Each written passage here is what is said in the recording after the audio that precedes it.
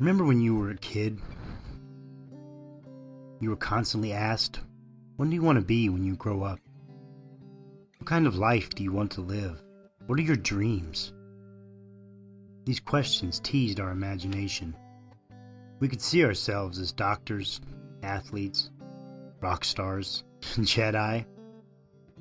And we just knew for certain that we would grow up to become one of these things. But something happened along the way. Maybe it was constantly chaotic at home, parents fighting, using drugs or drinking. Or maybe a loved one passed away. Maybe you moved away from your hometown and all your friends. Maybe you just always felt left out.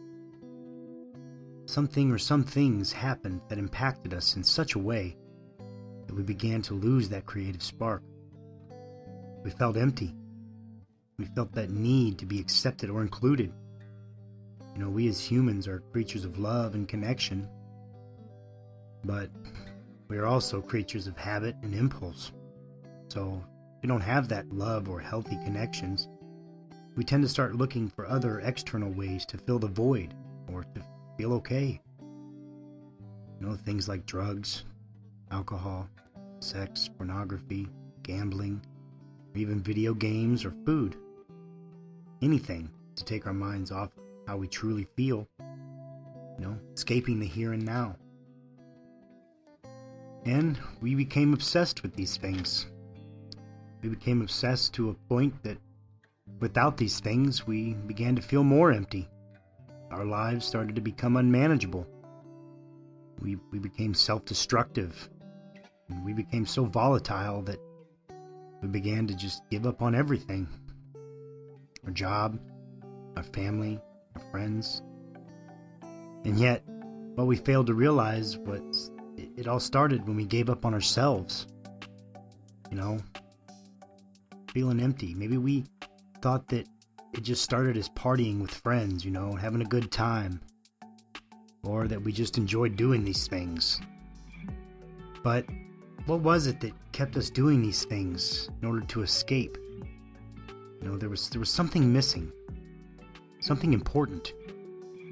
What was it? Maybe we were missing a connection to a higher power, a connection with positive people, or maybe a connection with ourselves.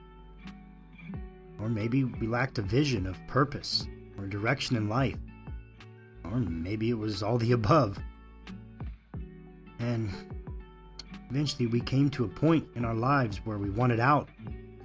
We wanted out of the darkness. We wanted freedom from the chains that bound us to misery.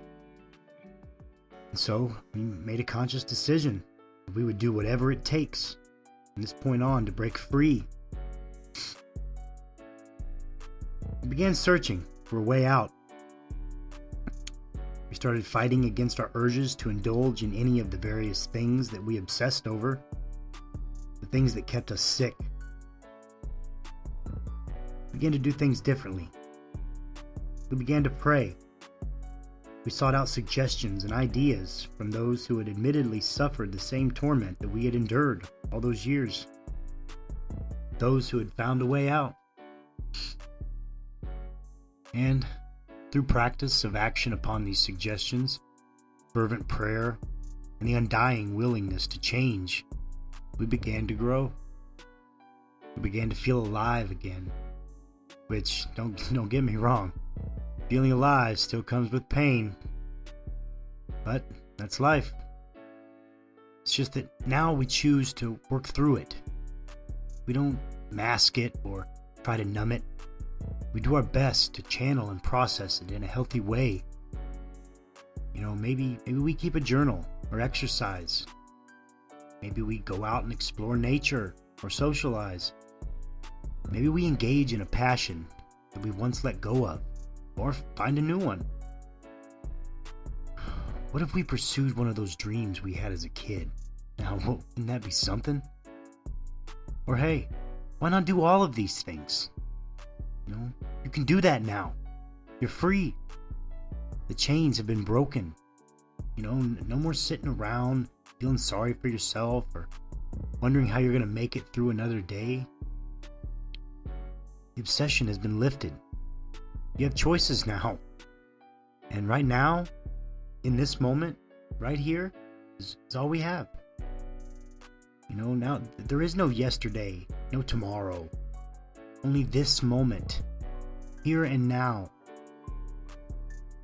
You know, Alan Watts once said, and I quote, "Life is a dance, and when you are dancing, you are not intent on getting anywhere."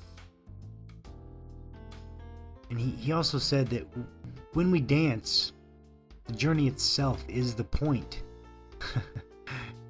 Oh, that's power. You know, our past does not define our present or our future.